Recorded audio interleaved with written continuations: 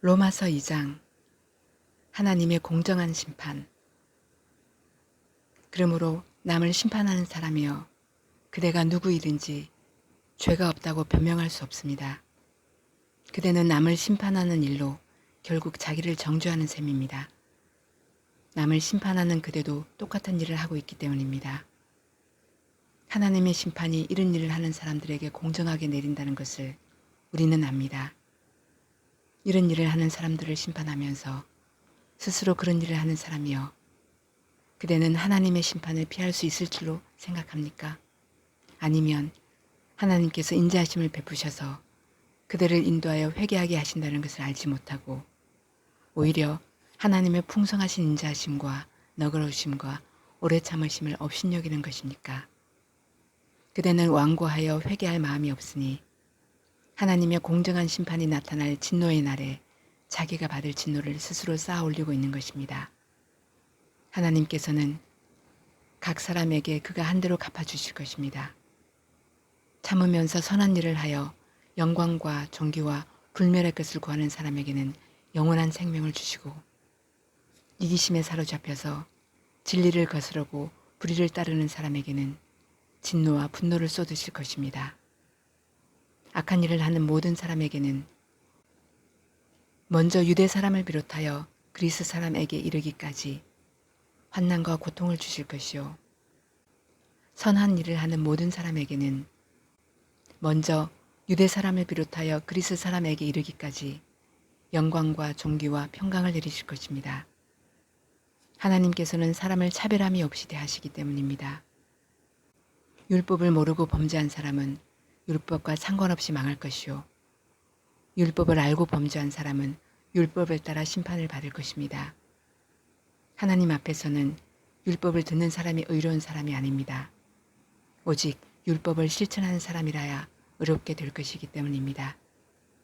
율법을 가지지 않은 이방 사람이 사람의 본성에 따라 율법이 명하는 바를 행하면 그들은 율법을 가지고 있지 않아도 자기 자신이 자기에게 율법입니다.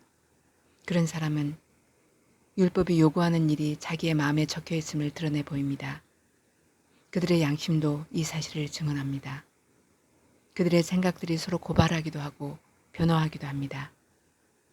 이런 일은 내가 전하는 복음대로 하나님께서 그리스도를 내세우셔서 사람들이 감추고 있는 비밀들을 심판하실 그날에 드러날 것입니다. 유대 사람과 율법. 그런데 그대가 유대 사람이라고 자처한다고 합시다. 그래서 그대는 율법을 의지하며 하나님을 자랑하며 율법의 가르침을 받아서 하나님의 뜻을 알고 가장 선한 일을 분간할 줄 알며 눈먼 사람의 길잡이요 어둠 속에 있는 사람의 빛이라고 생각하며 지식과 진리가 율법에 구체화된 모습으로 들어있다고 하면서 스스로 어리석은 사람의 스승이요 어린아이의 교사로 확신한다고 합시다. 그렇다면 그대는 남은 가르치면서도 왜 자기 자신은 가르치지 않습니까? 도둑질을 하지 말라고 설교하면서도 왜 도둑질을 합니까? 간음을 하지 말라고 하면서도 왜 간음을 합니까? 우상을 미워하면서도 왜 신전의 물건을 훔칩니까? 율법을 자랑하면서도 왜 율법을 어겨서 하나님을 욕되게 합니까? 성경에 기록된 바 너희 때문에 하나님의 이름이 이방 사람들 가운데서 모독을 받는다 한 것과 같습니다. 율법을 지키면 할례를 받은 것이 유익하지만 율법을 어기면 그대가 받은 할례는 할례를 받지 않은 것으로 되어버립니다.